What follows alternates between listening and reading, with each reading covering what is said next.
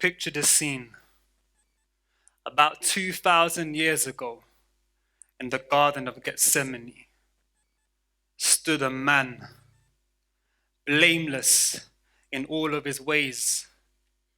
But the next day, he was going to lay down his life as the ultimate sacrifice.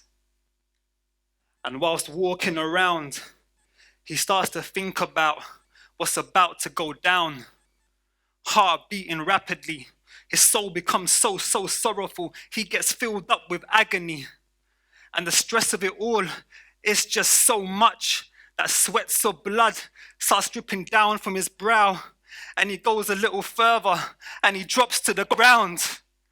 And he cries out, "Abba, Father, please, please remove this cup from me. Please, I'm in agony. Don't let me go through this. There must be another way. All things are possible for you, Father. Please, please, remove it from me. Nevertheless, not my will, but your will be done." Now imagine you had a son and he came up to you with blood, sweat, and tears in his eyes, and he's crying out to you, "Daddy, Daddy, Daddy, please, please, don't let me go through this, Daddy, please. I love you. I'm in pain right now. I'm dying right here. Please, Daddy, please, don't let me go through this."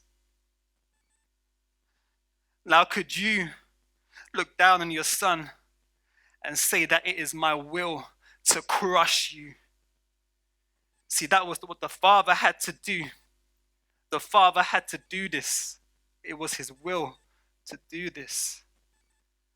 And then a few moments later, he gets betrayed by Judas, arrested and cuffed.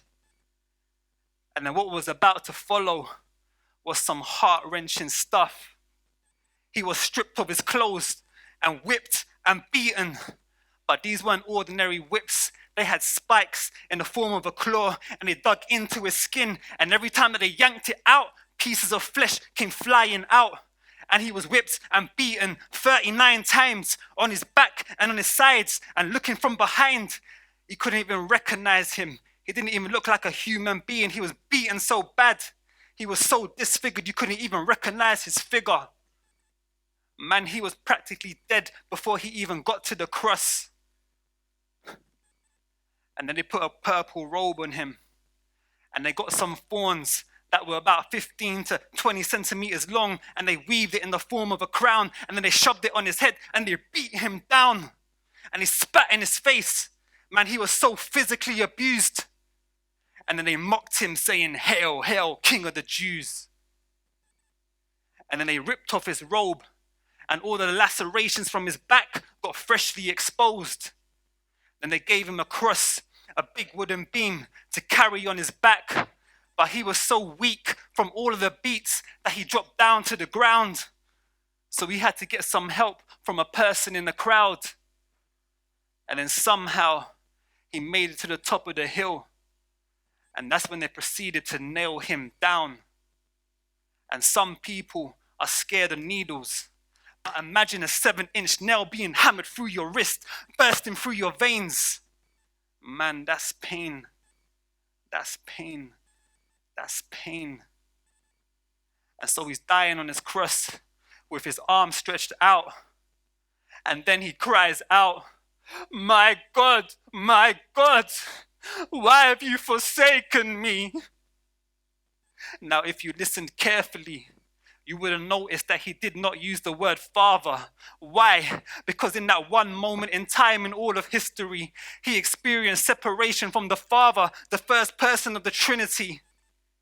He couldn't even bear to look at his own son. He turned his back on him because all of the sin that was placed on him. But that was our sin. But how easily do we forget this?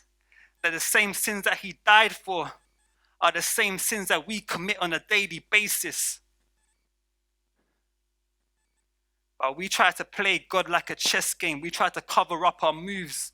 Because there are some dudes who want to play with their bishop in the middle of the night whilst they're looking at porn, and they got a queen at home, but the king is watching. But most are mature, so you can't call that a rookie mistake. We tried to switch places with the king. That's a castle move, just so we can get a thrill and a dance out of it. That's a Carlton move. But the prince is on the cross, dying for all of us. And he died for all of our lust and pride. All of those drunken nights, every time we lost our temper and we abused our wives. And he even died for all of those times when you called in sick, when you were perfectly fine. But we call that a lie that's white.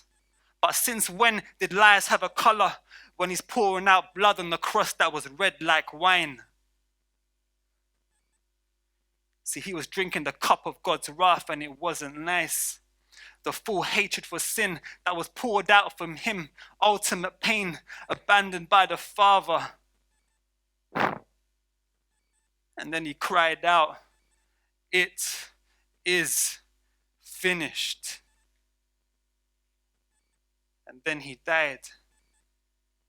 The darkest day in history, the Son of God crucified. But then the ground began to shake, and the veil was ripped in two, and the people at the scene must have been looking and quite confused. But nevertheless, they took his body down and placed it in a tomb. And then a couple of days later, some of his friends went to visit the tomb, assuming that they'll see him there resting in peace. But Jesus told death to R.I.P. That's rest in peace. It's because my man stepped out of the tomb, and that's exactly what he said he would do in his word, which is sharper than Gillette, razor blades, but it weren't even a close shave when he defeated the grave. Nah, he won. Flawless victory. Sub-Zero, because hell's fire couldn't cope with the one. Neo, see, he brought us from the fire and into the light, sort of like Leo. And I know this may sound corny, but Jesus is my hero. Yo, I don't care though, because who do you know that's been in the tomb for 3 days and then rose up again like some helium balloons? Nobody. Why? Because in his tomb there was no body. See, death can't reign because the sun has risen, like we're in the Caribbean. And I know I'm not Dean, but I will still pull up my hand in worship and signal the plane like I'm part of the Jamaican team. Hey! Because he broke my chains and he made me free, and whom the sun sets free, oh, is free indeed. And listen, I know my voice may not be angelic like Sam Bennett, but I will still rap and sing. Now my debt is paid. It is paid in full by the precious blood that my Jesus spilled. And now because our debt is paid, we can bank on him to be building a society nationwide where sin can't win. HSBC, he slayed, battered, conquered sin. Now we got his spirit within, no longer need to be living in sin. And even when we slip, there's no condemnation because we're forgiven in him. See, now we have peace, hope, joy, and freedom. Why? Because Christ is risen.